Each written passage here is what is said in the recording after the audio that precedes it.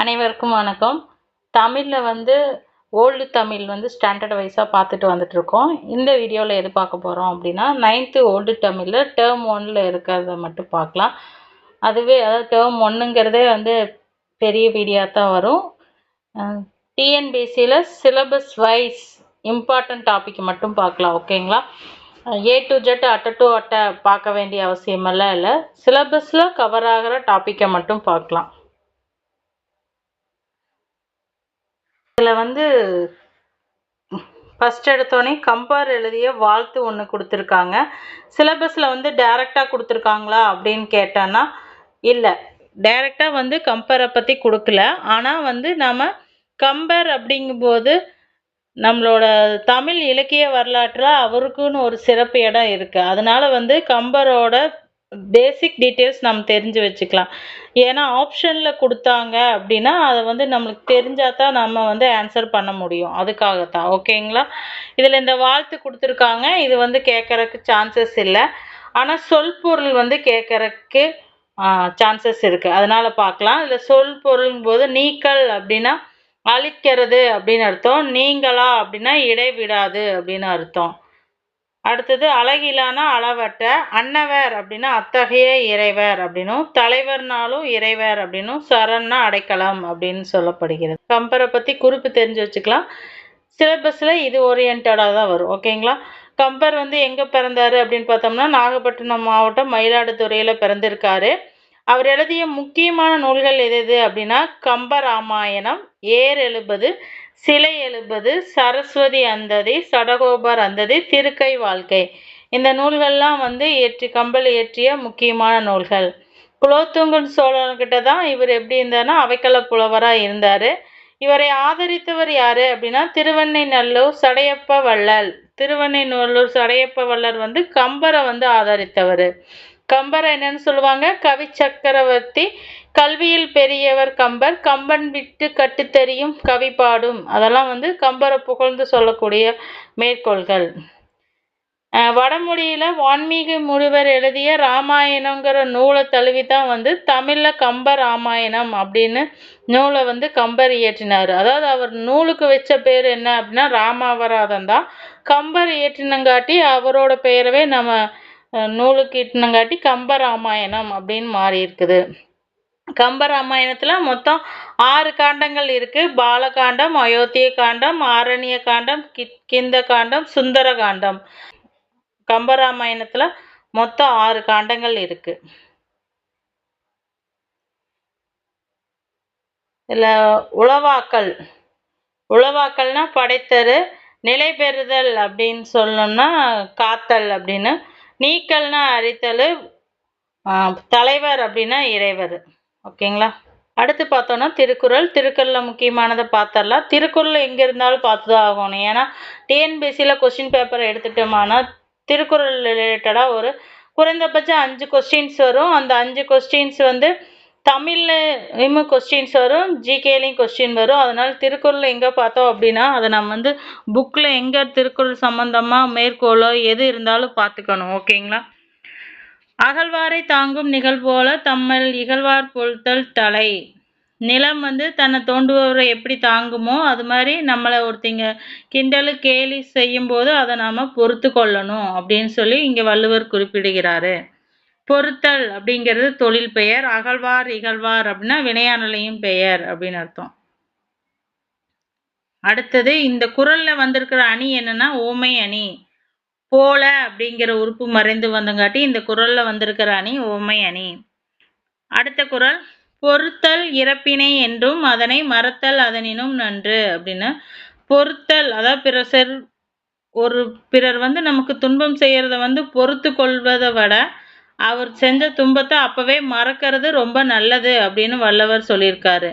மறத்தல் பொருள்தல் தல்னு வந்தங்காட்டி இது என்னன்னு சொல்றாங்க? தொழில் பெயர்கள் அப்படிங்கிறாங்க. நன்று அப்படின்னா குறிப்பு வினைமுற்று. நன்றுங்கிறது குறிப்பு வினைமுற்ற குறிக்கும். அடுத்த குறள் இன்மையுள் இன்மை விருந்தோரால் வன்மையுள் வன்மை மாடவர் பொறை. இன்மையுள் இன்மை விருந்தோரால் வன்மையுள் வன்மை மாடவர் பொறை அப்படின்னா விருந்தினரை வரவேற்க இயலாது தவிர்க்கும் நிலையத்தான் வறுமையில் கொடியது அப்படிங்கிறாங்க. அதாவது நம்ம வீட்டுக்கு தேடி வரவங்களுக்கு வந்து நம்ம விருந்தோம்பல் தர முடியாத நிலையத்தான் என்னன்னு சொல்றாங்கன்னா, வறுமையில கொடுமையானது அப்படின்னு இங்க வள்ளுவர் சொல்லியிருக்கிறாரு.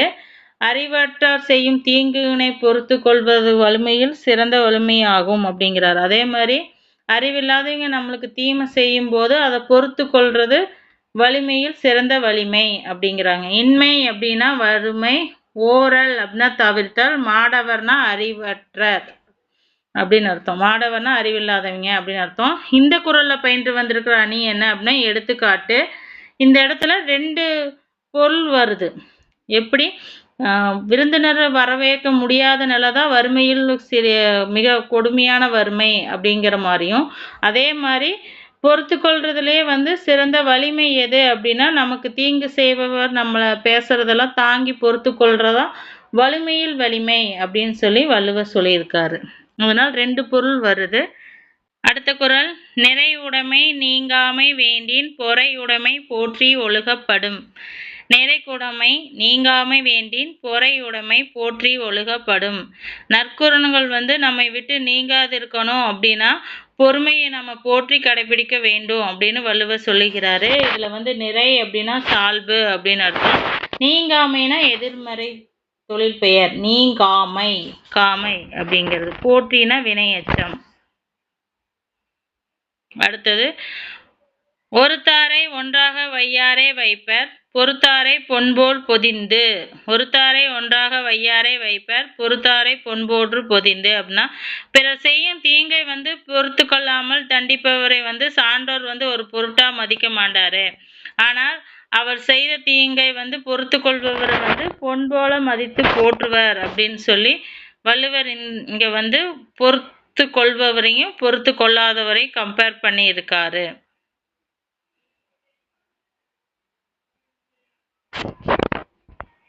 அடுத்த குறள், ஒருத்தாருக்கு ஒரு நாளே இன்பம் பொறுத்தாருக்கு ஒன்றும் துணையா புகழ் அப்படின்னா ஒருத்தாருக்கு ஒரு நாளை இன்பம் பொறுத்தாருக்கு போன்றும் துணையும் புகழ் அப்படின்னா பிறர் செய்யும் தீமையை பொறுத்து கொள்ளாது தண்டித்தவருக்கு அந்த ஒரு நாள் தான் மகிழ்ச்சி கிடைக்கும். ஆனா அவர் செய்த தீமையை வந்து பொறுத்துட்டு இருக்கிறவங்களுக்கு அவர் வாழ்நாள் முழுவதும் அவரோட பொருள் அதாவது அவரோட புகழ் அப்படிங்கிறது உலகம் உள்ள வரைக்கும் இருக்கும் அப்படின்னு வள்ளுவர் இங்க சொல்றாரு. ஒருத்தார் பொறுத்தார்னா வினையாளனையும் பெயர்கள். அடுத்து, திறனல்லா தற்பிறர் செய்யினும் நோனோந்து அறனல்லா செய்யாமை நன்று. முக்கியமான குறள், அடிக்கடி கேட்டது. திறனல்லா தற்பிறர் செய்யினும் நோனோந்து அறனல்லா செய்யாமை நன்று. அதாவது ஒருத்தர் வந்து நமக்கு தாங்கக்கூடியாத துன்பத்தை வந்து நம்மளுக்கு செஞ்சாலும் மனசு நொந்து நாம தவறான செயலை நாம அவங்களுக்கு திருப்பி செய்யக்கூடாது. தீங்கு தரக்கூடிய எந்த ஒரு செயலையும் வந்து திரும்ப அவங்களுக்கு நாம செய்யக்கூடாது. அதுதான் வந்து அறம்ங்கிறதுனால வள்ளுவர் இங்க வந்து அதை சொல்லி இருக்காரு.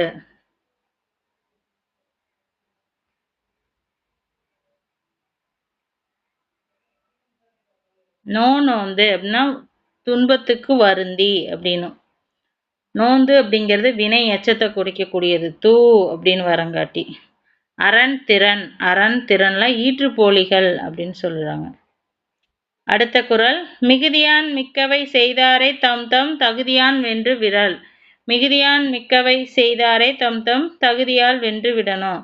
அதாவது கோபத்தினால தீமை செய்தவர் வந்து நம்மளோட பொறுமையால வெற்றி கொள்ள வேண்டும் அப்படின்னு வள்ளுவர் குறிப்பிடுகிறார். கோபத்தினால தீமை செய்வர்களிடத்துல நம்மளோட பொறுமையால வெற்றி கொள்ள வேண்டும். அடுத்தது, துறந்தாரின் தூய்மை உடையார் இறந்தாவராய் இன்னா சொல் நோர்க்கிற்பவர். துறந்தாரின் தூய்மை உடையார் இறந்தவராய் இன்னா சொல் நோர்க்கிபவர். வரம்பு கடந்து பேசுவரோட தீய சொற்களையும் பொறுத்து கொள்பவர் வந்து பற்றற்ற துறவியர்கள் விட மேலானவர். அதாவது நம்மளைய வந்து வரம்பு கடந்த அப்படிங்கிறது வந்து சில நேரத்துல ரொம்ப கஷ்டமான சொற்களை பேசுவாங்க, கெட்ட வார்த்தையில பேசுவாங்க, ரொம்ப இகழ்வாகவும் பேசுவாங்க. அந்த நேரத்துல அந்த சொற்களை தாங்கி கொண்டு நம்ம கடந்து போறோம்ல, கடந்து போறவங்களை பத்தி தான் இங்க வள்ளுவர் சொல்லியிருக்காரு. ஒருத்தர் நம்ம திட்டும் போது அதை கடந்து போறது, நம்மளும் மனசுக்குள்ள திட்டிட்டு போறதோ இல்ல திருப்பி பேசுறத பத்தி வள்ளுவர் சொல்லல. நம்மள திட்டும்போது பரவால்ல அப்படின்னு கடந்து போறவங்க தான் பற்றற்ற துறவிய விட மேலானவர் அப்படின்னு சொல்லி இங்க வள்ளுவர் சொல்லியிருக்காரு. துறந்தாரின் தூய்மை உடையார் இறந்தவர் வாய் இன்னா சொல் நோக்கிற்பவர்.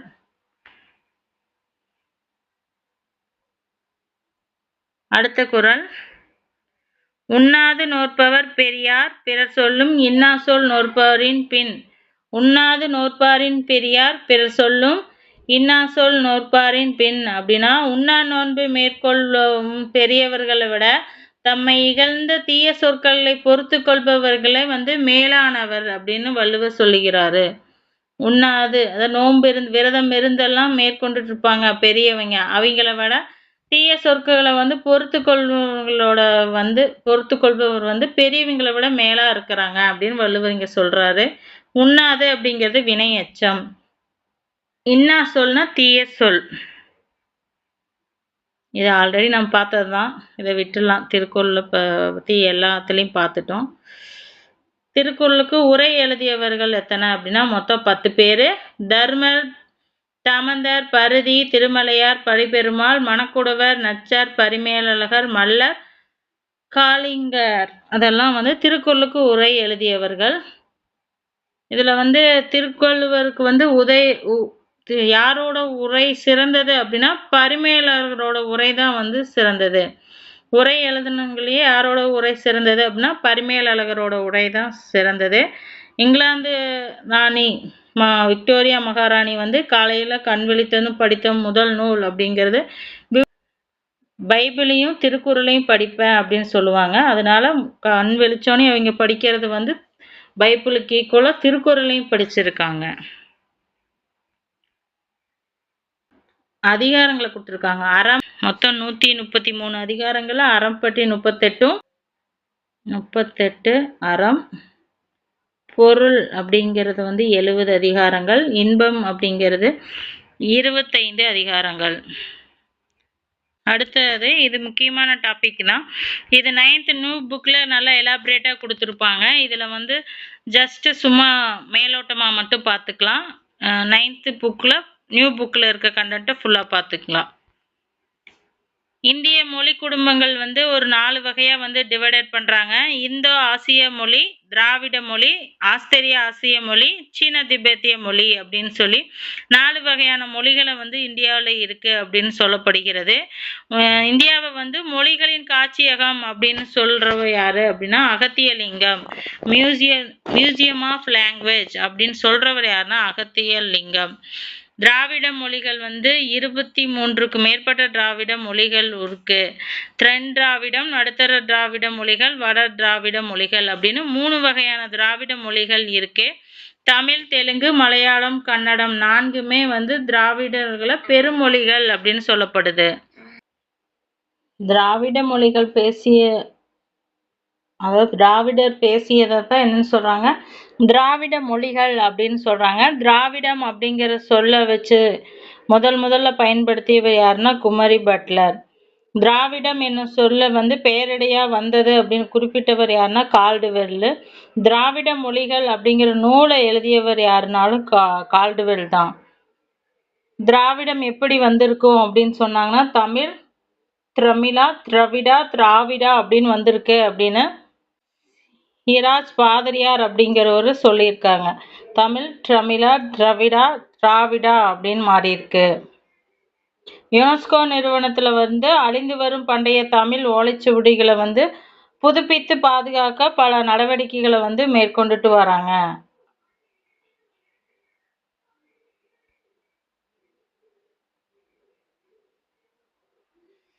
அதாவது கடல் கோளால் கொல்லப்பட்ட பழந்தமிழரோட கண்டம் குமரி கண்டம், லெமூரியா கண்டம்னு அழைக்கப்பட்ட குமரி கண்டம் அப்படிங்கிற ஒரு கருத்து நிலவிட்டு வருது. அதாவது இலங்கைக்கு கீழே இந்த மேற்பரப்பு இருப்பதில் கண்டத்தட்டு மாற்றங்களால கீழே போயிருக்கலாம் அப்படின்னு சொல்லப்படுது. அது எந்த அளவுக்கு உண்மையானது அப்படின்னு நம்மளுக்கு தெரியல. ஆனால் அது இருந்ததற்கான அறிகுறிகள் நிறைய இருக்கு அப்படின்னு சொல்றாங்க. இதில் அவ்வளோதான். இதில் முக்கியமானது எதுவும் கிடையாது. நம்ம நியூ புக்கு 9th இருக்கிறத பார்த்துக்கலாம். ஓகேங்களா? இது சிலபஸ்ல இல்லை, வேண்டியதில்லை. எழுத்து எழுத்து அப்படிங்கும்போது எழுத்து எழுதுறது மொழி அப்படிங்கிறது வந்து ஃபர்ஸ்ட் வந்து பேச்சு வழக்கில் தான் இருந்துச்சு. அது எழுத்து வழக்கில் மாறும்போது தான் வந்து எழுத்து அப்படிங்கிறது ஒன்று கொண்டு வந்தாங்க. எழுத்துக்கள் வரும்போது அங்கே இலக்கணம் அப்படின்னு எடுத்தோடனே எல்லாருமே இஷ்டத்துக்கு எழுத முடியாது. ஒரு முறையை கொண்டு வந்து இப்படித்தான் எழுதணும் அப்படிங்கிற முறையை கொண்டு வந்தது தான் என்ன சொல்கிறாங்க, இலக்கணம் அப்படின்னு சொல்கிறாங்க. எழுத்திலக்கணம், சொல்லிலக்கணம், பொருள் இலக்கணம், யாப்பு இலக்கணம், அணி இலக்கணம் அப்படின்னு தமிழ் இலக்கணங்கள் வந்து 5 வகைப்படும். எழுத்திலக்கணம் தான் முதல் இலக்கணத்தில் வரும். எழுத்துக்கள் வந்து ஃபர்ஸ்ட் பார்த்தோம் அப்படின்னா முதல் எழுத்து, சார்பெழுத்து அப்படின்னு 2 வகையாக இருக்குது. முதல் எழுத்து அப்படிங்கிறது வந்து ஆ முதல் அவு வரைக்கும் உள்ள உயிரெழுத்துக்கள் 12ம் வந்து முதல் எழுத்துக்களும், இக்குலேருந்து இன்னும் வரைக்கும் இருக்கிற மெய் எழுத்துக்கள் 18. ஆக 30 எழுத்துக்களை தான் என்னன்னு சொல்லுவாங்க, முதல் எழுத்துக்கள் அப்படின்னும். இந்த முதல் எழுத்துக்களை சார்ந்து வர எழுத்துக்களை வந்து என்னன்னு சொல்லுவோம், சார்பெழுத்துக்கள் அப்படின்னு சொல்லுவோம். சார்பெழுத்துக்கள் மொத்தம் எத்தனை வகை அப்படின்னா 10 வகைப்படும். என்னென்ன அப்படின்னு பார்த்தோம்னா உயிர்மெய், ஆயுதம், உயிரெழுபடை, ஒற்றெழுபடை, குற்றியலுகரம், குற்றியலிகரம், ஔகார குறுக்கம், ஐகார குறுக்கம், மகர குறுக்கம், ஆயுத குறுக்கம் அப்படின்னு 10 வகைப்படும். இதெல்லாம் அளபடை, உயிரெழுபடை, ஒற்றெழுபடை அப்படின்னு வரங்காட்டி அளபடை அப்படிங்கிறத பார்த்தோம் அப்படின்னா, அளபடை அப்படிங்கிறது வந்து செய்யுள்ள ஓசை குறையும் பொழுது, எங்க வந்து செய்யுள்ள ஓசை குறையுதோ அங்க சொல்லோட முதல்ல, இடையில, இறுதியில, முதல்ல, இடையில, இறுதியிலன்னு 3 பக்கமுமே வந்து நெட்டெழுத்துக்கள் குறில், நெடில் 2 வகையா இருக்குல்ல எழுத்துக்கள்ல, அதுல நெட்டெழுத்துக்கள் தான் அளபடையில வரும். தமக்குரிய 2 மாத்திரை நெட்டெழுத்துக்களும் போது 2 மாத்திரை இருக்கணும். அந்த மாத்திரையிலேருந்து நீண்டு ஒலிக்கும் அப்படின்னு சொல்கிறாங்க. இதைத்தான் என்னன்னு சொல்கிறாங்க, அளபடை அப்படிங்கிறது. அளவு அப்படின்னா மாத்திரை, எடை அப்படின்னா எடுத்தல், நீண்டு ஒலிக்கிறது தான். இதில் வந்து அளபடையில் உயிரெழுபடை, ஒற்றெழுபடை அப்படின்னு சொல்லி 2 வகை இருக்குது. உயிரெழுபடை அப்படின்னா செயல்ல ஓசை குறையும் பொழுது அந்த ஓசையை நிறைவு செய்வதற்காக உயிர் நெடில் எழுத்துக்கள் எழுங்கிறது தான் அளபடை, அதாவது உயிரெழுபடை அப்படிங்கிறோம். உயிரெழுபடை அப்படின்னா எடுத்துக்காட்டு என்ன அப்படின்னா, ஐகாரத்துக்கு இகரமும், ஐவரிடத்துல இகரம் வரும், ஒகரத்துக்கு ஒகரமும் இனவெழுத்தாக உயிரெழுபடையில வரும் அப்படின்னு சொல்றாங்க. இன எழுத்துக்கள் வந்து கூட அளபெடுத்து வரும். உயிரெழுபடையிலையும் 3 வகை இருக்கு.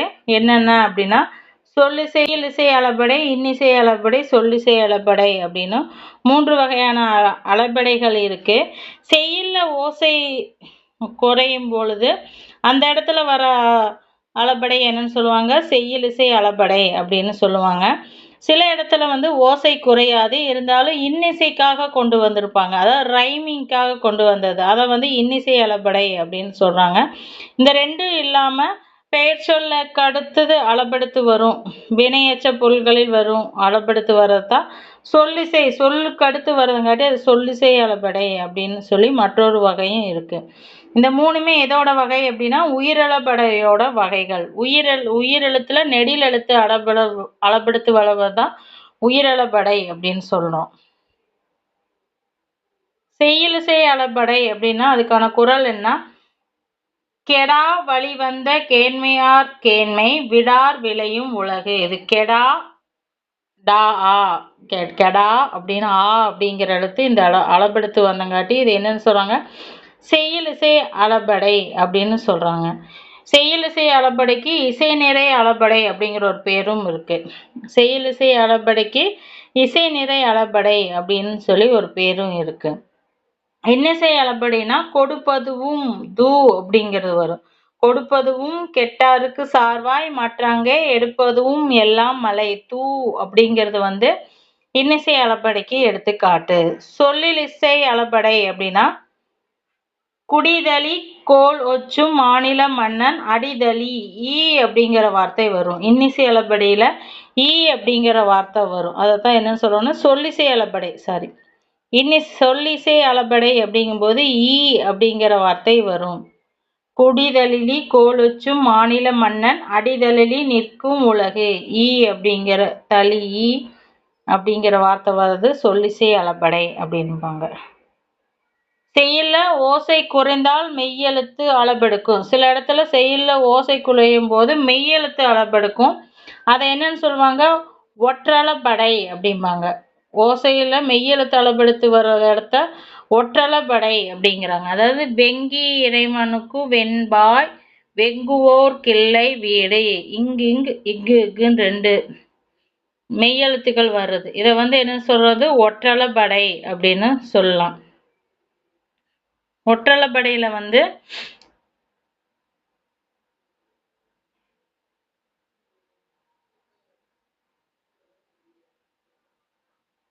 இங்கு இஞ்சு இன்னு இத்து ஆகிய 10 மெய்யெழுத்து அதோட அக்கும் சேர்ந்து 11 எழுத்துக்கள் ஒரு குறிலை அடுத்து இரு குறில்களை அடுத்தும் செய்யுள்ள ஓசை வேண்டி அளபெடுக்கும் அப்படிங்கிறாங்க. இந்த 11 எழுத்துக்கள் இங்கு இஞ்சு இன்னு இந்து இம்மு இன்னு இவ்வு இல்லு இல்லு அது போக இந்த ஆயுத எழுத்து, இந்த 11 எழுத்துக்களும் ஒற்றளபடையில வரும் அப்படின்னு சொல்றாங்க.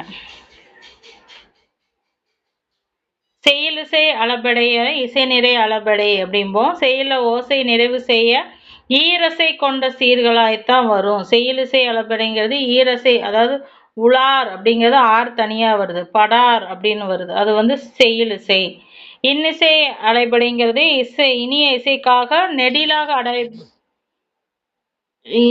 இசை, அதாவது இனிய இசைக்காக குறில் நெடிலாக அடம்பெடுத்து வரும். அந்த இடத்துல குறில் தான் வரணும், ஆனா நெடிலா வரும். இது எப்படின்னா மூவசை சீர்கள்ல வரும். கொடுப்பதுவும் எடுப்பதுவும் அப்படின்னு வருது, தூவும் அப்படின்னு. அதுதான் இன்னிசை அளபடை அப்படின்னும். சொல்லிசை அளபடை பெயர் சொல் அளபெடுத்து வினையச்ச பொருளில் வரும். அப்படி நசை நரி ஈன்னு வந்தா அது சொல்லிசை அளபடை அப்படின்னு வச்சுக்கலாம். ஒற்றளபடை அப்படின்னா கசா தாப்பா அது 6ம் இடையின எழுத்துக்களை இரு இல்லு 2ம் 8 மெய்யெழுத்துக்களை தவிர மீதி எல்லா எழுத்துக்களையுமே ஒற்றள அளபடை அளபெடுக்கும் அப்படிங்கிறாங்க.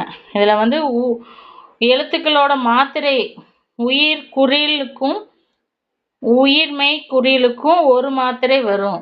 குறில்னாவே ஒரு மாத்திரை, நெடில் உயிர்மெய் நெடில் மெய் நெடில்னாலும் 2 மாத்திரை, மெய்யுக்கும் ஆயுதத்திற்கும் அரை மாத்திரை, இக்கு இங்கு அதுக்கெல்லாம் அரை மாத்திரை, ஆயுத எழுத்துக்கும் அரை மாத்திரை. உயிரளபடை 3 மாத்திரை வரும். உயிரளபடைக்கு 3 மாத்திரை, ஒற்றளபடைக்கு 1 மாத்திரை.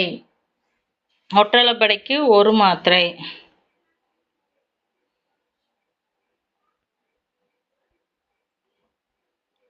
இது சிலபஸ்ல இல்லை, அதனால நம்மளுக்கு வேண்டியதில்லை.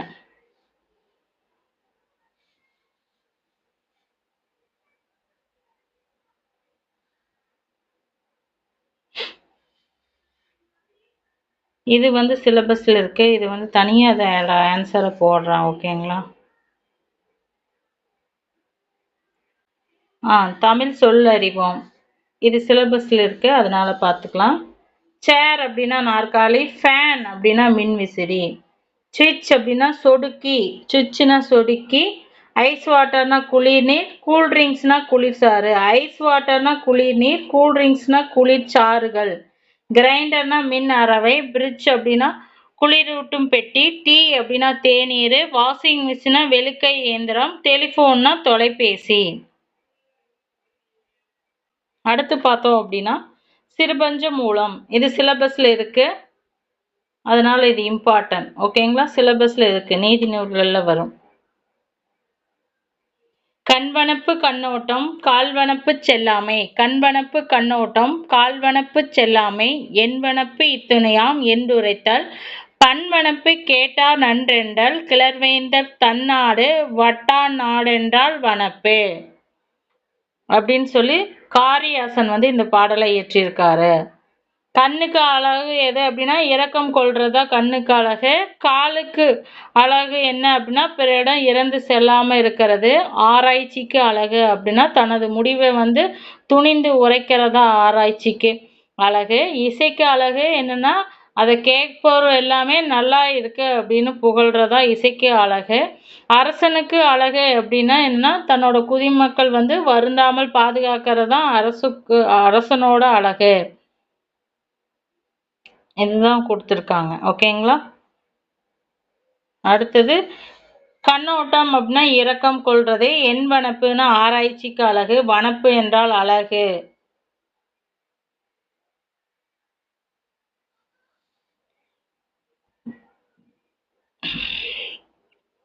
இவர் காரியாசன் வந்து மதுரை தமிழ் ஆசிரியர் மக்கனாரோட மாணாக்கர்.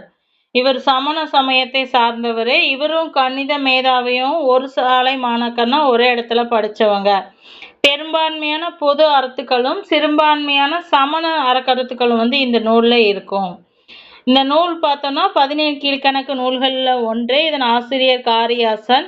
கடவுள் வாழ்த்துல வந்து 97 வெண்பாக்கள் வந்து உள்ளது.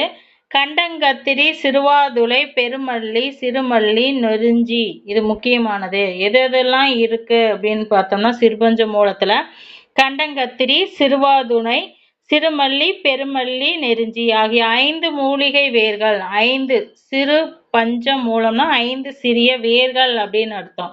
அதனால இந்த 5 மூலிகை வேர்களும் உடல் நோயை தீர்ப்பது. அதுபோல இந்த நூல்ல இருக்கிற கூறப்பட்ட ஒவ்வொரு பாடலையும் 5 கருத்துக்கள் கூறப்பட்டிருக்கும். அந்த 5 கருத்துக்களும் மனதில் இருக்கிற நோயை போக்கக்கூடியது. அதனால இது என்னன்னு சொல்றாங்க, சிறுபஞ்ச மூலம் அப்படின்னு இந்த நூலுக்கு பெயர் வந்திருக்கு.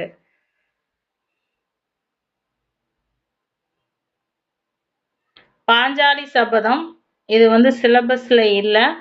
பாரதியார் பத்திய குறிப்புகளை பார்த்துக்கலாம். அது போக சொல் பொருள் பார்த்துக்கலாம். ஓகேங்களா? சொல் பொருள் மட்டும் பார்த்துக்கலாம். மடப்பிடி அப்படின்னா பாஞ்சாலி, கலிக்க அப்படின்னா மகிழ, கோமன் கோமன் அப்படின்னா அரசன் அப்படின்னு அர்த்தம். நுந்தை அப்படின்னா நும் தந்தை. நுந்தை அப்படின்னா நும் தந்தை ஆல்ரெடி கேட்டிருக்காங்க. அதனால பார்த்துக்கலாம். ஓகேங்களா? சிலபஸ்ல டைரக்டா கொடுக்கல. இருந்தாலும் பாஞ்சாலி சபதம் வந்து பாரதியார் இயற்றிய மிகப்பெரிய காவியம் அப்படிங்கிறதுனால அதில் இருக்கிற பாடல்கள் கேட்க மாட்டாங்க. பட் சொல் பொருள்ல புக்கில் இருக்கிறங்காட்டி சொல் பொருள் எல்லா பக்கம் இருக்கிறதும் வரும். அதனால பார்த்துக்கலாம். ஓகேங்களா? அதில் மாநகர் அப்படின்னா உரிச்சொல் தொடர் அப்படின்னு அர்த்தம். சார்ந்தவர்னா வினையாளனையும் பெயர். நுண்தந்தை அப்படிங்கிறது நுண்தந்தை அப்படிங்கிறதோட மரபு அப்படின்னு சொல்லலாம். அடவி அப்படின்னா அடவி அப்படின்னா காடு அப்படின்னு அர்த்தம். தடந்தோல்னா வலிய தோல். மணிநகர் அழகிய நகரம். மருங்கு அப்படின்னா பக்கம். இதுல முக்கியமானது அடவி, மருங்கு. அடவி, மருங்கு இதெல்லாம் முக்கியமான சொல் பொருள். அடுத்தது என்னன்னா செறிந்து அப்படின்னா அடர்ந்து. கானா காடு, குளவுனா விலங்கும், நாளம்னா உலகம், பண்ணவர்னா தேவர். இதுல குலகு அப்படின்னா விலங்கும். அறம்பையார் தேவ மகளிர். நாணம்னா அறிவு, புண்மைனா நெறி பிறந்த செயல். புண்மைங்கிறது நெறில் பிறந்த செயல், அதாவது தவறான செயல் அப்படின்னு அர்த்தம். வீறு அப்படின்னா வலிமை. மதுர மொழி அப்படின்னா இனிய மொழி. இதுல முக்கியமானது வீறு, மதுர மொழி. பாரதியார் வந்து சுப்பிரமணிய பாரதியார் தற்போது தூத்துக்குடி மாவட்டத்தில் உள்ள எட்டயபுரத்துல வந்து பிறந்திருக்காரு. இவரோட பெற்றோர்கள் லட்சுமி சின்னசாமி, லட்சுமி இவரோட பெற்றோர்கள். இவரோட துணைவியார் வந்து செல்லம்மார். இவரோட சிறந்த படைப்பு அப்படிங்கிறது குயில் பாட்டு, கண்ணன் பாட்டு, பாஞ்சாலி சபதம் இதெல்லாம் இவரோட சிறந்த படைப்புகள். இவர் வந்து எந்தெந்த உரைநடை இலக்கியங்களை எழுதியிருக்காரு அப்படின்னு பார்த்தோம்னா ஞானரதம், சந்திரிகையின் கதை, தராசு. பாரதியாரோட உரைநடை நூல்கள் ஞானரதம், சந்திரிகையின் கதை, தராசு இதெல்லாம் பாரதியாரோட உரைநடை நூல்கள். அவர் இறந்தது வந்து 11/9/1921 இறந்திருக்காரு. தமிழுக்கு தொண்டு செய்வன் சாவதில்லை அப்படின்னு சொல்லவர் யாரு அப்படின்னா பாரதிதாசன். இது முக்கியமானது. அடிக்கடி கொஸ்டின் கேட்டிருக்காங்க. இருந்தாலும் பார்த்துக்கலாம். தமிழுக்கு தொண்டு செய்வேன் சாவதில்லை அப்படின்னு சொன்னவர் யாருன்னா பாரதிதாசன். இதுல வனப்பு அப்படின்னா அழகு, பிடி அப்படின்னா பெண் யானை, அடவி அப்படின்றா காடு. அடவி அப்படின்னா காடு, மருங்கு அப்படின்னா மருங்கு, அடவி என்றால் காரு, மடுங்கு அப்படின்னா பக்கம், வீர அப்படின்னா வலிமை, மதுரம் அப்படின்னா இனிமை. ஓகேங்களா? ஓகே. இக்கால கவிதைகள். பாரதியாரின் கவிதைகள் 20ஆம் நூற்றாண்டில் அரும்பிய மறுமலர்ச்சிக்கு வித்தாக அமைந்தது. மன்னர்களை மட்டுமே பாடி மகிழ்வித்த கவிதை மரபை மாற்றி எளிய மக்களை நோக்கி கவிதைகளை கருவியா திருப்பி அமைத்த பெருமை யாரு சேரும் அப்படின்னா பாரதியார் தான். அதாவது மரபு புதுக்கவிதையோட தந்தை யாரு அப்படின்னா பாரதியாரை தான் சொல்லணும். 30 கோடி முகமுடையாள் உயிர் மெய்ப்புற ஒன்றுடையாள் இவள் செப்பு மொழி 18 உடையாள் எண்ணிச் சிந்தனை ஒன்றுடையாள். இதை கூறியவர் யாரு அப்படின்னு கேட்டாலும் பாரதியார் தான். பிற நாட்டு நல்லறிஞர்கள் சாத்திரங்கள் தமிழ் மொழியில் பெயர்த்தல் வேண்டும், இரவா புகழுடைய புதுநூல்கள் தமிழ் மொழியில் இயற்றுதல் வேண்டும் அப்படின்னு சொன்னது யாருனாலும் பாரதியார் தான். தமிழர், தமிழ் உணர்வு, சமுதாய மறுமலர்ச்சி, பெண் விடுதலை, திராவிட இயக்க சிந்தனை, பொது உடைமை முதலியவற்றை வெளிப்படுத்தியவர் யாரு அப்படின்னா பாரதிதாசன். பொது உடைமை, சமுதாய மறுமலர்ச்சி, பெண் விடுதலை, திராவிட இயக்க சிந்தனை அப்படிங்கும்போது இந்த இடத்துல யார் வருவார்னா பாரதிதாசன் வருவாரு. எங்கள் பகைவர் எங்கோ மறைந்தனர் இங்குள்ள தமிழர்கள் ஒன்றாதல் கண்டே அப்படிங்கிற மேற்கோள் பாடியவர் யாரு அப்படின்னாலும் பாரதிதாசன் தான். அதுபோக எல்லாருக்கும் எல்லாம் என்றிருப்பதன இடம் நோக்கி நடக்கின்ற திபையாம் இல்லானும் அங்கில்லை பிற நலத்தை எனதென்று தனியொருவன் சொல்லான் அங்கே அப்படின்னு பொது உடைமையை பேசுறவர் யாருன்னு பார்த்தா பாரதிதாசன் தான். அதே போல கவிமணியோட மேற்கோள் என்ன அப்படின்னு பார்த்தோம்னா கல்லை பிசைந்து கனியாக்கும் செந்தமிழன் சொல்லை மணியாக தொடுத்தவள் நீதானே அப்படின்னு பாடியிருக்கவர் யாரு அப்படின்னா கவிமணி தான். மங்கையராய் பிறப்பதற்கே நல்ல மாதவம் செய்திட வேண்டும் அம்மா அப்படின்னு சொன்னவர் யாரு அப்படின்னாலும் கவிமணி தான். கல்லை பிசைந்து கனியாக்கும் செந்தமிழன் சொல்லை மணியாக தொடுத்தவனும் நீதானே அப்படின்னு மேற்கோள பாடியவர் யாருனால் கவிமணி. மங்கையராய் பிறப்பதற்கே நல்ல மாதவம் செய்திட வேண்டுமம்மா அப்படின்னு சொன்னவரும் கவிமணி. சாலைகளில் பல தொழில்கள் பெருக வேண்டும், சமயங்களிலே தமிழெங்கும் முழங்க வேண்டும் என்னும் தொழிலும் தமிழும் வளம்பெற வேண்டுமென்று பாடியவர் யாரு அப்படின்னாலும் கவிமணி தான். அதாவது தொழிலும் தமிழும் வளம் பெற வேண்டும் அப்படின்னு சொல்லி பாடியவர் யாரு அப்படின்னா கவிமணி தான். அடுத்தது பார்த்தோம் அப்படின்னா விடுதலை இயக்க கவிஞர்களில் ஒருவர் நாமக்கல் கவிஞர். இவரோட கவிதைகள்ல காந்தி சிந்தனை மிளிரும், தமிழரின் சிறப்பும் தமிழ் மொழியின் இனிமையும் சேர்ந்து பாடியிருப்பாரு. யாருன்னா நாமக்கல் கவிஞர். தமிழர் என்ற இனம் தமிழன் என்றொரு இனமுண்டு, தனியே அவருக்கொரு குணமுண்டு, அமிழ்தம் அவனுடைய மொழியாம், அன்பே அவனோட வழியாம் அப்படின்னு பாடியவர் யாருன்னா நாமக்கல் கவிஞர். சமுதாயத்தின் மீது அக்கறை உள்ள என்ன பாடியிருக்காரு அப்படின்னா பாட்டாளி மக்களது பசிதீர வேண்டும், பணமென்ற மோகத்தினை விசை தீர வேண்டும் அப்படின்னு பாடியவர் யாரு அப்படின்னாலும் கவிமணி தான். வாழ்க்கை சிறக்க ஒவ்வொருவரும் ஒரு தொழிலை கற்றுக்கொள்ள வேண்டும், நல்லது என வலியுறுத்தும் நாமக்கல்லாரின் கவிதை. அதாவது கைத்தொழில் ஒன்றை கற்றுக்கொள், கவலை உனக்கில்லை ஒத்துக்கொள் அப்படின்னு சொன்னவர் யாருனாலும் நாமக்கல் கவிஞர் தான். அதாவது தமிழர் என்ற இனம் உண்டு அப்படிங்கிற மேற்கொள்ளும், பாட்டாளி மக்களது பசிதீர வேண்டும் அப்படிங்கிற மேற்கொள்ளும், கைத்தொழில் ஒன்றை கற்றுக்கொள், கவலை உனக்கில்லை ஒத்துக்கொள், இந்த மேற்கோள் எல்லாம் கூறியவர் யாரு அப்படின்னா நாமக்கல் கவிஞர். அடுத்து புலவர் குழந்தை, முடியரசு முதலியாளர்கள் கவிதைகள்ல பகுத்தறிவு முற்போக்கு சிந்தனையெல்லாம் புலவர் குழந்தையோடதுலையும் முடியரசனோட கவிதைகள்லையும் பகுத்தறிவு முற்போக்கு சிந்தனையும் இருக்கும். ஆங்கிலமோ பிற மொழியோ பயின்று விட்டால் அன்னை மொழி பேசுவதற்கு நாணுகின்ற தீங்குடைய மனப்போக்கார் வாழும் நாட்டில் தென்படுமோ மொழி உணர்ச்சி அப்படிங்கிற மேற்கோளை பாடியவர் யாருன்னா முடியரசன். ஓகேங்களா? ஆங்கிலம் படிச்சுட்டா தமிழ் கேவலம் அப்படின்னு நினைக்கிறவங்களோட மொழி உணர்ச்சியை பத்தி பாடியவர் யாரு அப்படின்னா முடியரசன். சுராதாவோட கவிதைகள் வந்து புதிய ஊமையை காணலாம். அதனால அவரை ஊமை கவிஞர் அப்படின்னு சொல்லி சுராதாவை வந்து சொல்லுவாங்க. வரலாற்று செய்திகளையும் இலக்கண விளக்கங்களும் வந்து பாடல்களுக்கிடையே கலந்து வரும் அப்படின்னு சொல்றாங்க. முல்லைக்கோர் காடு போலும் முத்துக்கோர் கடலு போலும் சொல்லுக்கோர் கீரன் போலும் தூதுக்கோர் தென்றல் போலும் கல்விக்கோர் கம்பன் போலும் கவிதைக்கோர் பரணர் போலும் வில்லுக்கோர் ஓரி போலும் விளங்கினார் வென்றார் நின்றார் அப்படிங்கிறதுல சுராதா வந்து மறைமடி அலிகளாரை ஓமையால பாராட்டியிருக்காரு. இந்த பாடலை இயற்றியவர் யாரு அப்படின்னா சுராதா தான் வந்து பாட்டை இயற்றியிருக்காரு. சுராதா வந்து இந்த பாட்டை இயற்றியிருக்காரு. யாரை பத்தி அப்படின்னு பார்த்தோம்னா மறைமடை அடிகளை பத்தி சுராதா இயற்றியிருக்காரு. சுத்தானந்த பாரதியார், பட்டுக்கோட்டை கல்யாண சுந்தரனார், கவிஞர் கண்ணதாசன், தமிழொலி அப்படின்னு எண்ணற்ற மரபு கவிஞர்கள்லாம் வந்து தமிழ் அன்னைக்கு வந்து பணி செஞ்சிருக்காங்க.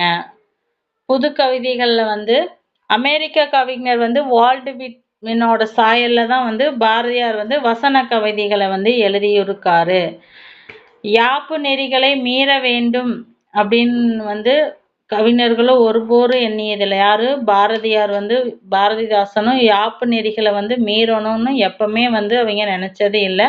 எல்லா மக்களுக்கும் புரிய மாதிரி ஒரு வடிவம் வேணும் அப்படின்னு தான் அவங்க நினைச்சாங்க. பிச்சமூர்த்தி, புதுமை பித்தன், கூபா ராஜசேகரன், சுப்பிரமணியன் முதலியோர்லாம் தொடக்க காலத்துல மணிக்கொடி அப்படிங்கிற இதழில் வந்து புது கவிதைகளை வந்து எழுதிட்டு இருந்தாங்க. அது பிச்சமூர்த்தியிலிருந்து புது கவிதைகளோட காலம் அப்படின்னு சொல்லி வரும். ஓகேங்களா? வைத்தீஸ்வரன், தருமு சிவராமு, மணி, சீசு செல்லப்பா முதலியோரெல்லாம் வந்து எழுத்து இதழ்கள்ல வந்து புது கவிதை. இது மணிக்கொடி காலம். இவங்க வந்து எழுத்து இதழோட காலம். இதற்கு அடுத்த நிலையில காமராஜர், மீரா, சிற்பி பாலசுப்ரமணியன், வாலி, இன்குலாப், மேத்தா, வைரமுத்து, அப்துல் ரகுமான், ஈரோடு தமிழம்பன் இவங்கெல்லாம் வந்து கோவை வானம்பாடி குழுவின் புது கவிதைகள்ல வந்து பரவலா பாராட்டப்படுகிறாங்க. புவியரசு, கங்கை கொண்டான், சிற்பி, தமிழ்நாடன், அக்னிபுத்திரன், சக்தி கனகல், ரவீந்திரநாணி, பா. ஜெயப்பிரகாசம், பிரபஞ்சன், பாலா, ராஜாராம் இவங்கெல்லாம் வந்து வானம்பாடி இயக்கத்துல இருந்தவங்க தான். வள்ளிக்கண்ணு அவங்க வந்து கம்யூனிஸ்ட் சித்தாந்தவாதி. ஏழையின் குடிசையில் அடுப்பும் விளக்கும் தவிர எல்லாமே எரிகின்றன அப்படின்னு ஒரு கவிதையை படிச்சவர் வந்து வள்ளிக்கண்ணன். ஓகே. கண்ணதாசனோட கவி இன்பம். கண்ணதாசன் கவி இன்பம் வந்து சிலபஸில் கொடுத்துருக்கு. ஸோ அதனால நாம் பார்த்து தான் ஆகணும். சிலபஸில் கண்ணதாசனை பற்றி கொடுத்துருக்காங்க. தமிழ் உணர்வு. தமிழ் உணர்வு அப்படின்னா செந்தமிழை சொல்லோடு இசை தொடுப்பேன், வண்ண சந்தத்திலே கவிதை சரந்தொடுப்பேன் அப்படின்னு தமிழ் கவிதைகளை வந்து எழுத தொடங்கியவர் தான் யாருன்னா கண்ணதாசன். கதிர்வெடித்து பிளம்பில கடல் கொதித்து சூடேற்ற முதுமை மிகு நிலப்பரப்பில் முதல் பரப்பு தோன்றிவிட நதி வரும் முன் மணல் வரும் முன் நலம் வளர்ந்த தமிழ் அணங்கே அப்படின்னு தமிழை வந்தோட பழமைய பாடியிருக்காரு. வாழ்க்கை என்றால் 1000 இருக்கும், வாசல் தோறும் வேதனை இருக்கும், வந்த துன்பம் எதுவென்றாலும் வாடி நின்றல் ஓடுவது இல்லை, எதையும் தாங்கும் இதயம் இருந்தால் இறுதி வரைக்கும் அமைதி இருக்கும் அப்படின்னு சொன்னவர் யாருனாலும் கண்ணதாசன். பசுமை நிறைந்த நினைவுகளே, பாடி திரிந்த பதவிகளே, பழகி கழித்த தோழர்களே இந்த பாடல் வந்து கண்ணதாசன் தான்.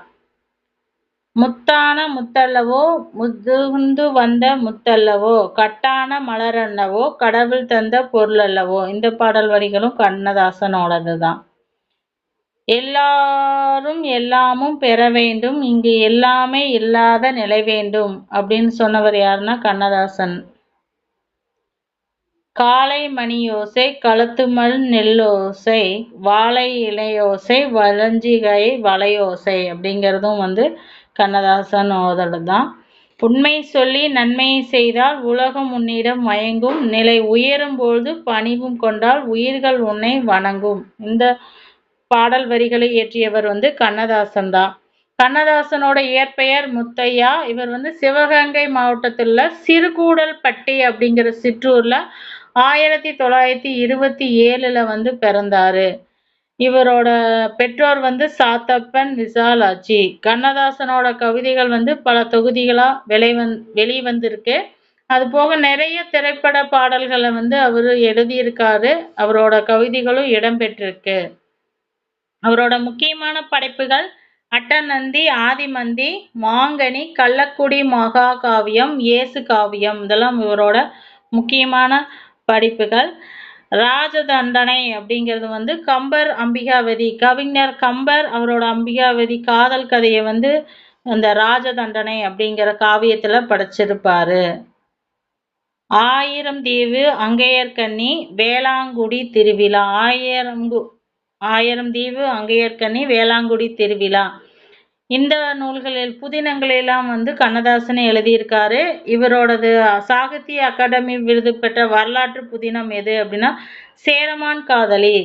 சேரமான் காதலி கண்ணதாசனோட சாகித்ய அகாடமி விருது பெற்றது. கண்ணதாசன் இயற்றிய இதழ்கள், அதாவது அவர் நடத்திட்டு வந்தார் இதழ்கள்.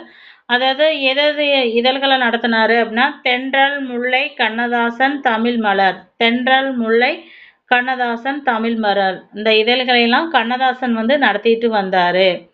நான் நிரந்தரமானவன், அழிவதில்லை, எந்த நிலையிலும் எனக்கு மரணமில்லை அப்படின்னு பாடியவர் யாரு அப்படின்னா கண்ணதாசன். நடுவண் அரசு நிறுவனமான சாகித்ய அகாடமி ஆண்டுதோறும் இந்திய மொழிகளில் சிறந்த இலக்கியங்களை தேர்வு செய்து விருது வழங்கிட்டு வராங்க. அது சொல் அப்படின்னா ஓர் எழுத்து தனித்தோ ஒன்றுக்கு மேற்பட்ட சொற்கள் தொடர்ந்து வருவது தான் என்னன்னு சொல்றாங்க, சொல் அப்படின்னு சொல்றாங்க. பதம், மொழி, கிளவி அப்படிங்கிறத சொல் அப்படின்னு சொல்லுவாங்க. பதம் பகுபதம், பதாபதம்னு 2 வகைப்படும். பகாபதம் அப்படிங்கும்போது பகாபதங்களை பிரித்தா பொது தராது. பெயர், வினை, இடை, உரி அப்படின்னு சொல்லி பகாபதங்கள் 4 வகைப்படும். பெயர் பகாபதம் அப்படின்னா மரம், நாய், நீர், இதெல்லாம் பிரிக்க முடியாது. மரம், நாய், நீர் பிரிக்க முடியாது. பிரித்தாலும் அதுக்கு பொருள் இருக்காது.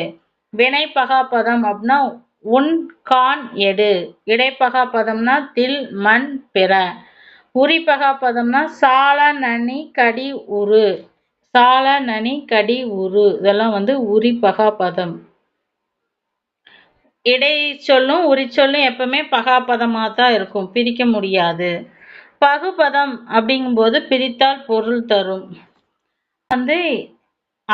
2 வகைப்படும். பெயர் பகுப்பதம், வினை பகுப்பதம். பெயர் பகுப்பதம் பொருள், இடம், காலம், சினை, பொருள், இடம், காலம், சினை, குணம், தொழில் அப்படின்னு 6 அடிப்படையாக தோன்றும் அப்படிங்கிறாங்க. பொன்னன் அப்படிங்கிறது பெயர், ஊரன் அப்படிங்கிறது இடப்பெயர், ஆதிரியான் அப்படிங்கிறது காலப்பெயர், கண்ணன் அப்படிங்கிறது சினைப்பெயர், கரியன் அப்படிங்கிறது பண்பு பெயர், நடிகன்கிறது தொழில் பெயர். வினை பகுப்பதம் அப்படிங்கும்போது பகுதி, விகுதி, இடையிலை அப்படின்னு சொல்லி பிரிக்கப்படும்.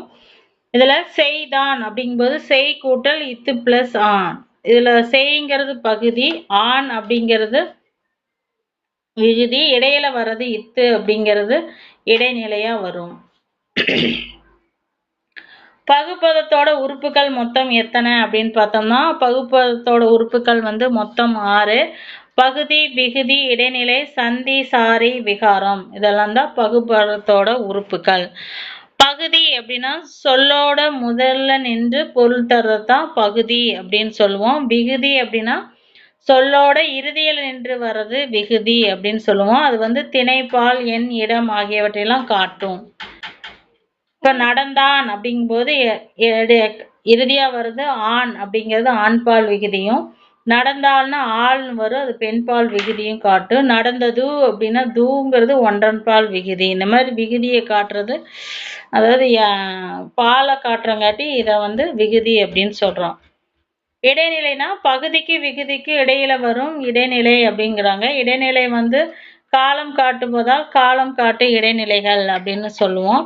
இடைநிலைகள்ல நிகழ்கால இடைநிலைகள்னா கிறு கின்று ஆனின்று. நிகழ்கால இடைநிலைகள் கிறு கின்று ஆனின்று, இது நிகழ்கால இடைநிலைகள். இறந்த கால இடைநிலைகள் அப்படின்னா இது இட்டு இற்று இன்னு, இட்டு இட்டு இற்று இன்னு.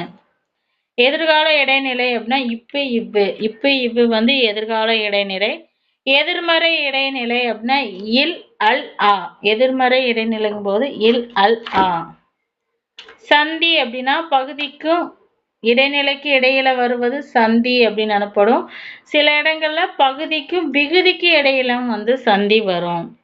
சாரியை அப்படின்னா பெயர் சொல்லை வினை சொல்லையும் சார்ந்து வருவது தான் என்ன சொல்றாங்க, சாரியை. இது இடைநிலைக்கும் விகுதிக்கு இடையில வரும். இடைநிலைக்கு விகுதிக்கு இடையில வரும். சந்தி அப்படின்னா இடைநிலைக்கும் அதாவது பகுதிக்கும் இடைநிலைக்கும் இடையில வரும் சந்திங்கிறது. சாரிங்கிறது வந்து இடைநிலைக்கும் விகுதிக்கு இடையில வரும். அன் ஆன் இன் அல் அற்று அற்று அத்து அம் இதெல்லாம் வந்து சாரியை அப்படிங்கிறாங்க. விகாரம் அப்படின்னா பகுதி இடைநிலை விகுதி போன்றவையெல்லாம் சேரும் போது இடையில ஏற்படுற மாற்றத்தை தான் என்றாங்க விகாரம் அப்படிங்கிறாங்க. வந்தான் அப்படிங்கிறதுல வா பகுதி வா என குறைந்து விகாரம் ஆகிறது. வந்தான்ங்கிறது வாங்கிறதா ஃபர்ஸ்ட் பகுதியா இருக்கும். ஆனா வா அப்படின்னு மாறுறதான் என்னன்னு சொல்றாங்க, விகாரம் அப்படின்னு சொல்றாங்க. கண்ணன் அப்படிங்கிறது வந்து கண்ணை குடிக்கிறதுங்காட்டி இது சினைப்பெயர். இடைச்சொற்கள் வந்து டேஸ் பதம் ஆகும். இடைச்சொல் வந்து பகாபதத்துல தான் வரும். மதுரையான்ங்கிறது இடப்பெயர். பகுபதத்துல குறைந்தளவு இடக்கூடிய உறுப்புகள் வந்து என்ன அப்படின்னு பார்த்தோம்னா கண்டிப்பா குறைந்தளவு வந்து பகுதி விகுதி வந்து இருக்கணும். ஏவல் வினையாக அமைவது எது அப்படின்னா வினை பகுபதமாக தான் இருக்கும். இல் என்னும் எதிர்மறை இடைநிலை அமைந்துள்ள வினைச்சொல் அப்படிங்கிறது கண்டிலான் அப்படிங்கிறத இல் அப்படிங்கிறது வரும். செய்தான் இச்சொல்லில் அமைந்துள்ள இடைநிலை என்னன்னா செய்தான் தான். இடைநிலை அப்படிங்கும்போது செய்தான் இத்து வரும். அடுத்து பொருள் பெயர் பகுபதம். பொருள் பெயர் அப்படிங்கும்போது இந்த இடத்துல பொன்னன் அப்படின்னு வரும். இடப்பெயர் பெயர் அப்படின்னா சென்னையான். காலம் அப்படிங்கும்போது சித்திரையான். சினைனா மூக்கன் அப்படிங்கிறது. ஆகு பெயர். ஆகு பெயர் அப்படின்னா ஒரு இடத்துக்கு இல்லைன்னா ஒரு பொருளுக்கு ஆகி வருதான் என்னன்னு சொல்லுவாங்க, ஆகி பெயர். தனக்குரிய பொருளை குறிக்காம தன்னோடு தொடர்புடைய மற்றொரு பொருளுக்கு ஆகி வருவது தான் ஆகு பெயர் அப்படிங்கிறோம். ஆகு பெயர் வந்து 16 வகைப்படும். ஆகு பெயர் அப்படிங்கிறது 16 வகைப்படும். என்னென்ன ஆகு பெயர் அப்படின்னா எண்ணல் அளவை ஆகு பெயர், எடுத்தல் அளவை ஆகு பெயர், முகத்தல் அளவை ஆகு பெயர், நீட்டல் அளவை ஆகு பெயர்.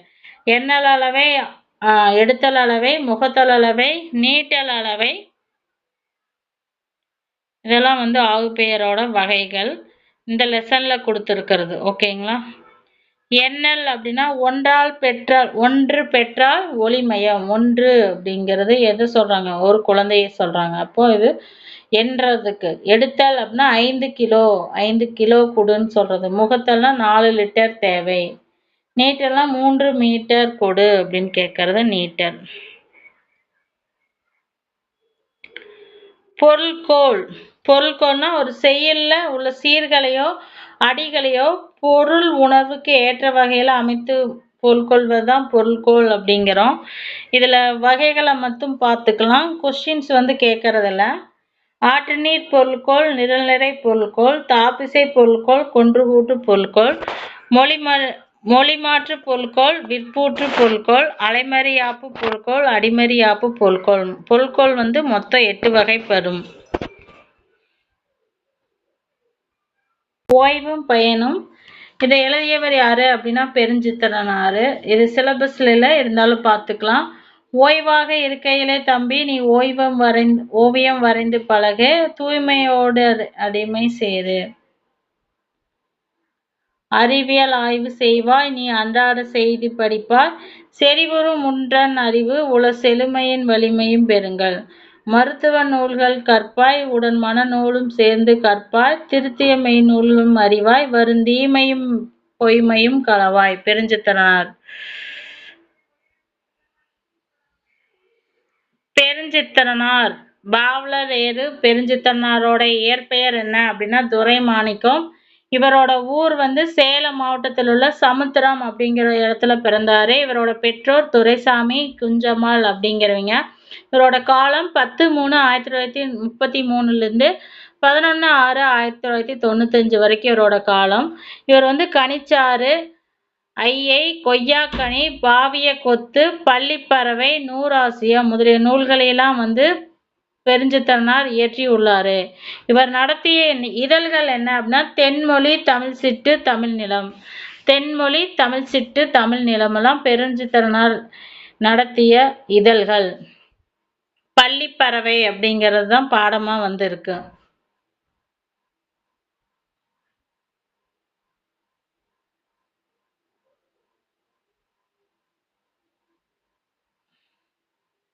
திருவிளையாடல் புராணம் பரஞ்சோதி முனிவர். இது வந்து சிலபஸ்ல இல்லை, அதனால வேண்டாம். ஆனால் சொற்பொருள் மட்டும் பார்த்துக்கலாம். ஓகேங்களா? சொற்பொருள் மட்டும் பார்த்துக்கலாம். இதில் இன்னல் அப்படின்னா துன்பம், நல்கினார்னா அழித்தல், இறைஞ்சினா பணிந்து. இன்னல்னா துன்பம், நல்கினார்னா அழித்தால், இறைஞ்சினா பணிந்து. துலக்கி அப்படின்னா தலையசைத்து, மீனவனா மீன் கொடியை உடைய பாண்டியவன். மீனவனுங்கும் போது மீன் கொடியை உடைய பாண்டியனை வந்து குறிக்கக்கூடியது. விபூதர் அப்படின்னா புலவர், துவங்கினா தொங்கி, நம்பி அப்படின்னா தருமி, புறம்பு அப்படின்னா புறம்புனா வெளியில் அப்படின்னு அர்த்தம். பையுள்னா வருத்தம், வனவன்னா அந்தணன், கண்டம் அப்படின்னா கழுத்து, வலுவு பாடல்னா குற்றமுள்ள பாடல்.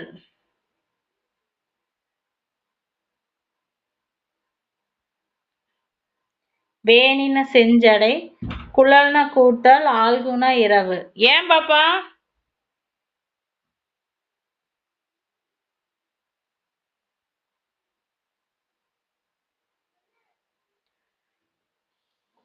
தருமி அதாவது இறைவன் தருமிக்கு அருளிய பாடல். திருவிளையாடல் புராணத்துல வந்து இறைவர் வந்து தருமி அந்த புலவருக்கு எழுதி கொடுப்பாருல பாடல். அந்த பாடல் எது அப்படின்னா குறுந்தொகையில இடம்பெற்றிருக்கிற பாடல் தான். கொங்குதேர் வாழ்க்கை அஞ்சரைந்தும்பி, காமம் செப்பாது கண்டது மொழியாமே, பழியது கொளிய நட்பின் மொழியில், செறியின நரவே கூந்தலின் அறியவும், உளவே நீ அறியும் பூவே அப்படிங்கிற பாடல் தான் வந்து இறைவன் தருமிக்கு அருளிய பாடல் திருவிளையாடல் புராணத்துல. ஓகே. கடற்பயணம் இது சிலபஸ்ல இல்ல.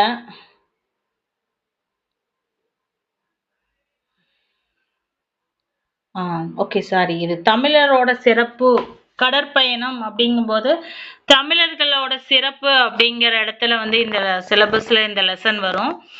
திரைக்கடல் ஓடியும் திரவியம் தேடு அப்படிங்கிறது யாரோட வாக்குனா அவையோட வாக்கு. யாதும் ஊரே யாவரும் கேளீர் அப்படிங்கிறது கணியன் பூங்கொன்றனார் வந்து மொழி. தொல்காப்பியம் வந்து கடற்பயணத்தை என்னன்னு சொல்லும்? முன்னீர் வழக்கம் அப்படின்னு சொல்றது தொல்காப்பியம். அதுல பொருள்வார் பிரிவுல தாளில் பிரிவு, களத்தில் பிரிவு அப்படின்னு 2 வகையான தரைவழி பிரிதலும் நீர்வழி பிரிதலை பத்தியும் தொல்காப்பியத்துல இடம்பெற்று இருக்கு. பல்லாயிரம் ஆண்டுகளுக்கு முன்னே வந்து தமிழர் மேற்கே கிரீசு, ரோமு, எகிப்து, கிழக்கே சீனம் வரை வந்து கடல் வாணிக தொடர்பை கொண்டிருக்காங்க. எகிப்து, பாலஸ்தீனா, மெசடோப்பியா, பாபிலோனியம், சீனா போன்ற நாடுகளுக்கு வந்து தமிழர் பொருட்களையும் அனுப்பியிருக்காங்க. அதே போக அங்கிருந்து பொருட்களையும் வாங்கியிருக்காங்க. ஏலம் வந்து லவங்கமும் இஞ்சியும் மிளகும் மேற்காசிய நாடுகள்லாம் வந்து நல்ல விலைக்கு விற்கப்பட்டிருக்கு. தமிழ்நாட்டில் பிற நாட்டு உள்ளத்தை கவரும் பல பொருட்களும் மிகுதியா இருந்திருக்கு. பழந்தமிழர்கள் வந்து கிரேக்கர்களையும் ரோமானியர்களையும் என்ன சொல்லியிருக்காங்க? யவனர் அப்படின்னா யாருன்னா கிரேக்கர்களும் ரோமானியர்களும் தான் யவனர் அப்படின்னு சொல்றாங்க. பழங்காலத்திலேருந்தே கப்பல்கள் வந்து தமிழ்நாட்டில் கட்டப்பட்டுட்டு வந்திருக்கு. ஓகேங்களா?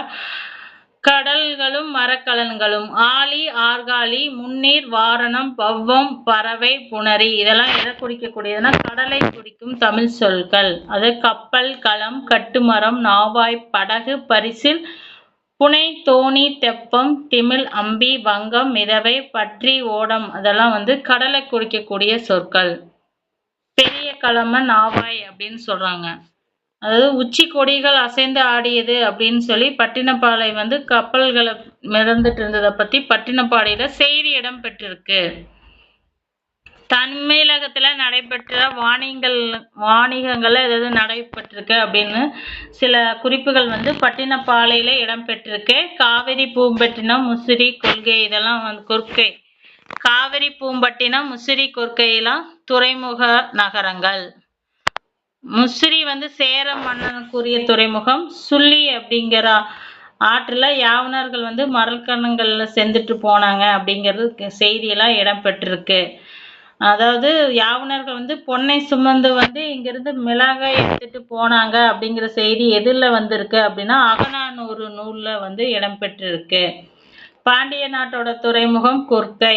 இந்த துறைமுகத்துல முத்துக்குளித்தல் வந்து சிறப்பா நடைபெற்றுட்டு இருந்துச்சு அப்படிங்கிறத வெனிஸ் நாட்டு பயணி வந்து மார்கோ போலோ அவர்களோட குறிப்புகள்ல பாண்டிய நாட்டு துறைமுகம் கொற்கையை பற்றிய குறிப்புகள் இடம்பெற்றிருக்கு. விளைந்து முதிர்ந்து விழுமுத்து அப்படின்னு மதுரை காஞ்சி வந்து குறிப்பிட்டிருக்கு. விளைந்து முதிர்ந்த விழுமுத்து அப்படின்னு முத்து சிறப்பை பத்தி மதுரை காஞ்சி வந்து குறிப்பிட்டிருக்குது. இதுல பார்த்தோம் அப்படின்னா அரிசி அப்படின்னா கிரேக்கத்துல ஒரைசா, கருவூருங்கிறது கெரரோ, காவிரி அப்படின்னா கப்ரீரி, குமரிங்கிறது கொமாரி, தொண்டினா திண்டிஸ், மதுரைனா மதேரா, முசிறினா முசிரிஸ். இதெல்லாம் வந்து கிரேக்கத்துல இடம்பெற்றிருக்கிற தமிழ் பெயர்கள். சோழ நாட்டு துறைமுகம் எது அப்படின்னா காவிரி, பூம்பட்டினம். முசிறி வந்து சேர நாடு, துறைமுகம் வந்து பாண்டிய நாடு. காவிரி, பூம்பட்டினம்ங்கிறது சோழ நாட்டு துறைமுகம். ஏற்றுமதி, இறக்குமதி. அதாவது தமிழ்நாட்டில் ஏற்றுமதி இறக்குமதி வந்து பழந்தமிழ்நாட்டில் நடைபெற்றுட்டு இருந்துச்சு அப்படின்னு நிறைய குறிப்புகள்லாம் வந்து சொல்லப்பட்டுட்டு இருக்கு. சீனத்து பட்டை வந்து இங்கே வாங்கி இருக்கிறோம். அங்கிருந்து கரும்பு வந்து அதியமானோட முன்னோர் காலத்துல சீனாவிலிருந்து கொண்டு வரப்பட்டுச்சு அப்படின்னு சொல்றாங்க. கரும்பு அதியமானோட முன்னோர் காலத்துல வந்து சீனாவிலிருந்து இங்க தமிழ்நாட்டுக்கு கொண்டு வரப்பட்டிருக்கு. கடற்பயணம் பற்றிய கல்வி அறிவு வந்து அக்காலத்து மக்கள்களுக்கு இருந்திருக்கு. கடற்சார் பல்கலைக்கழக வாயிலாக பட்டம், பட்டய கல்வி எல்லாம் கற்பிக்கப்பெற்று இப்பவும் வந்துட்டு இருக்கு. ஏன்னா அந்த அளவுக்கு நம்மளோட கடல் இது வந்து நம்மளுக்கு அறிவு இருக்கு. பண்டைய தமிழர்லேருந்தே நம்ம ஃபாலோ பண்ணிட்டு வந்ததுதான். ஓகேங்களா? இதுல முக்கியமானது தான். இது வந்து ஆல்ரெடி ப்ரீவியஸ் இயர்ல கொஸ்டின்ஸ் எல்லாம் கேட்டிருக்காங்க. அதனால ஜஸ்ட் பார்த்துக்கலாம். ஓகேங்களா?